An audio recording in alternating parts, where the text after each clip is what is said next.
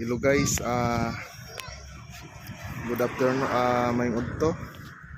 Magandang tanghali. Mayroon na naman tayong unit guys na i-release DE64B. So, ang may-ari nito ay si Sir Christopher, bound to Cordoba lang. So, ito na yung unit mo sir. Sobrang napakaganda. At saka napaka-aesthetic ng kulay niya. Wala masyadong kaparehas. Pati yung design niya sa sticker guys. Ayan, sobrang napakaganda. DE64B manual 4x4. Ang ganda talaga ng yan.